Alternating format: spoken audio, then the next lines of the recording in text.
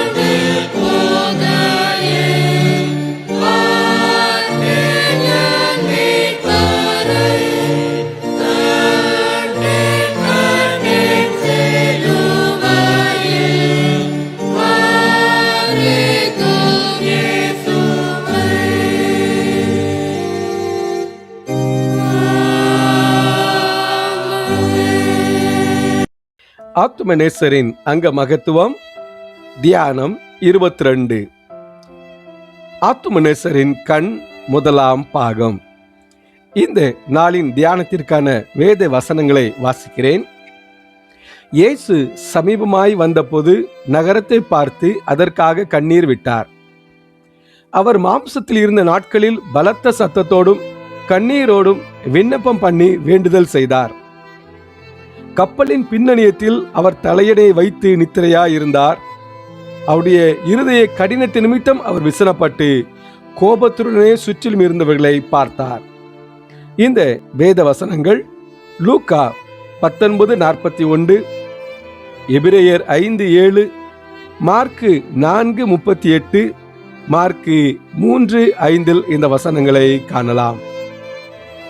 இந்த நாளின் போதனை இரட்சகரின் திரு கண்களை பற்றியும் சில குறிப்புகளை பார்க்கிறோம். அவைகளில் 3 மாத்திரம் இவ்விடத்தில் ஆராய்வோம்.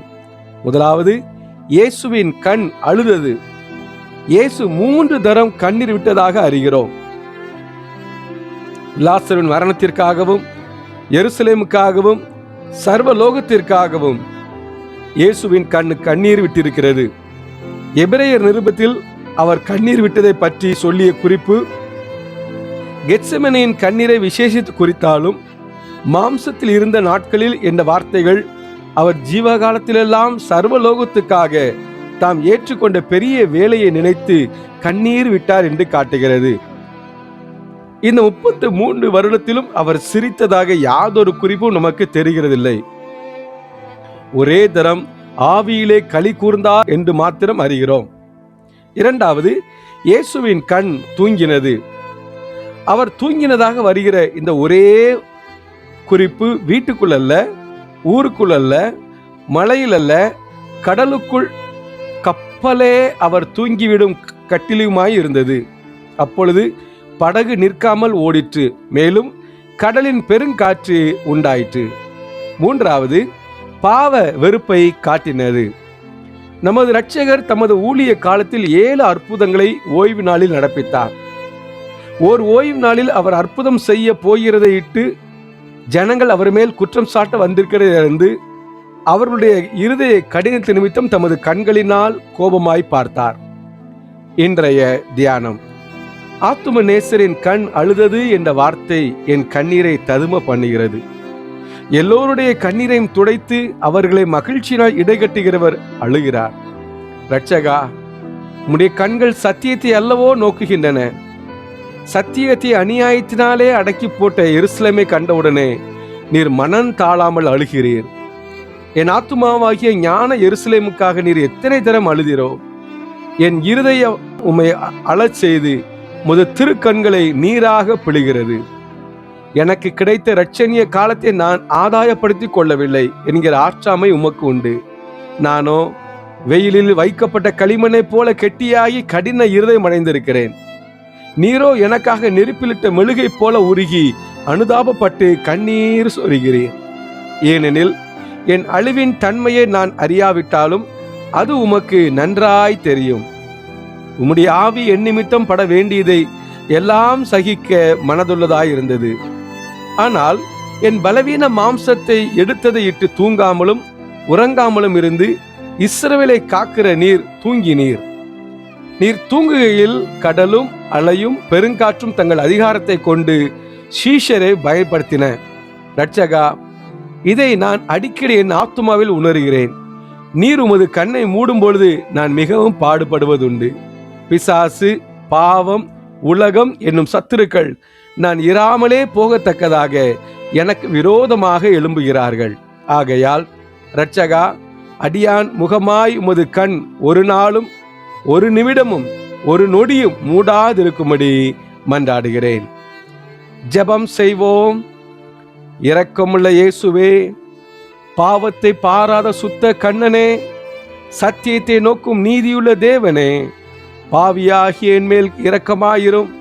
என் பாவங்களை பாராதபடிக்கு என் அழிவையும் தேவனுடைய கிருபையுள்ள வாக்கு தத்தங்களுமே நோக்கி சகாயம் செய்யும்.